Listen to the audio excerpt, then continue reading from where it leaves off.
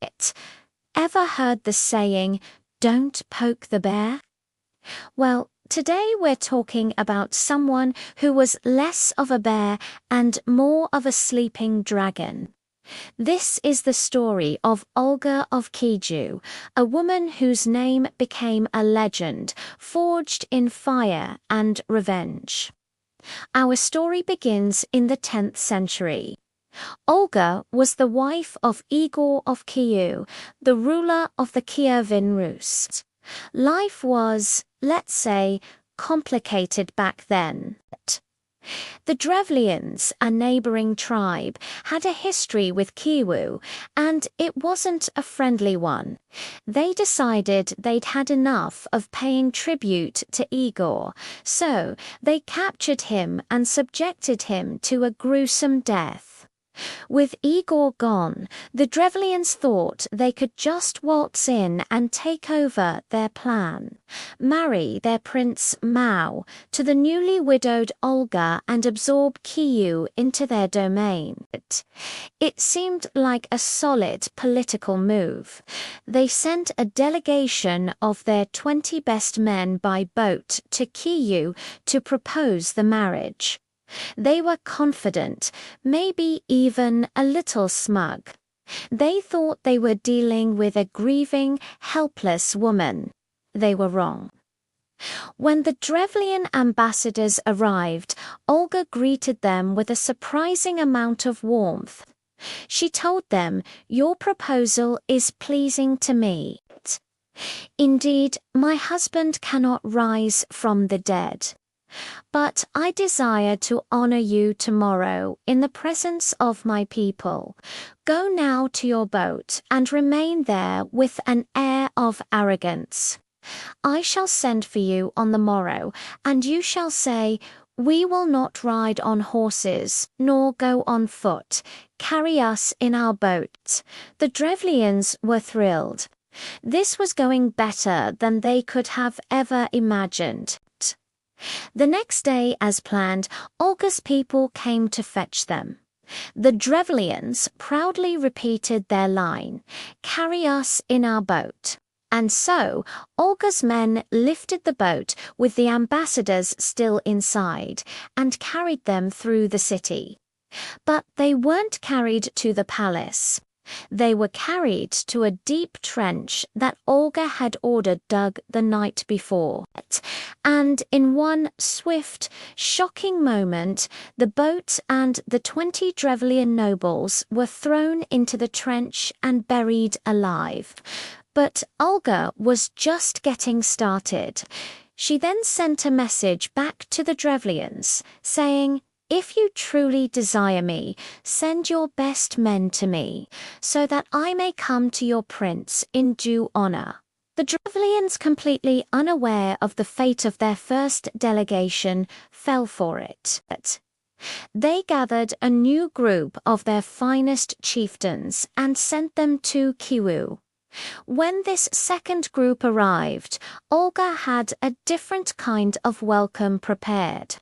She invited them to wash up after their long journey and had a bathhouse heated for them, as the Drevlians enjoyed the hot steam, feeling refreshed and victorious.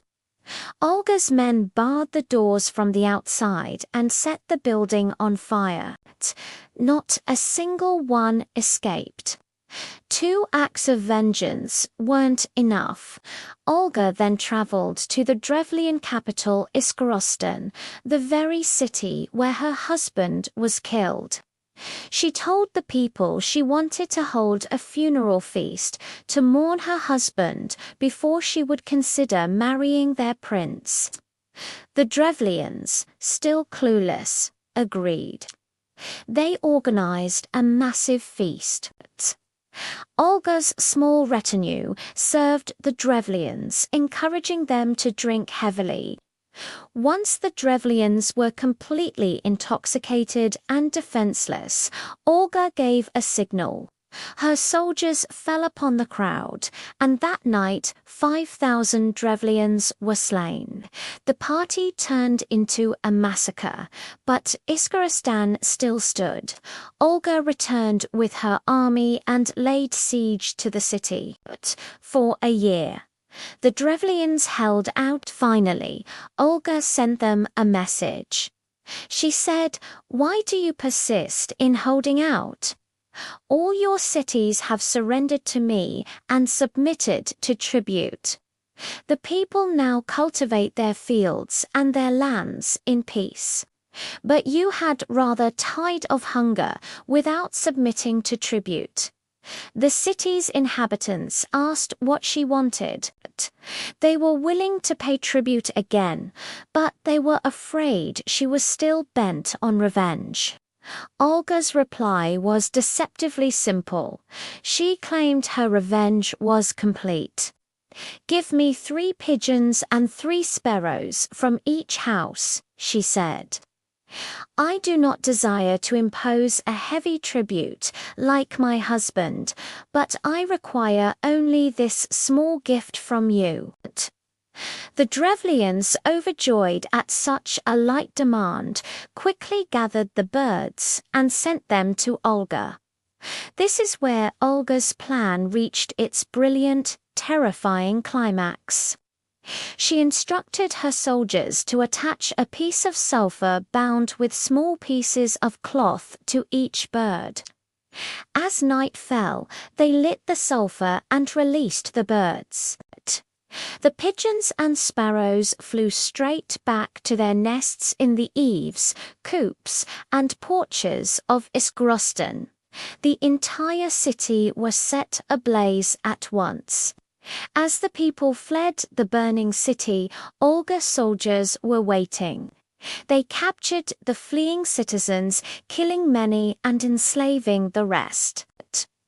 Olga had not only avenged her husband, she had utterly annihilated her enemies and turned their midnight attack into a fiery dawn of her own making. She secured the future of Kyiv and cemented her place in history as a ruler you did not want to cross. Thanks for watching. If you enjoyed this dive into history, don't forget to like, subscribe, and hit that notification bell for more incredible stories. See you next time.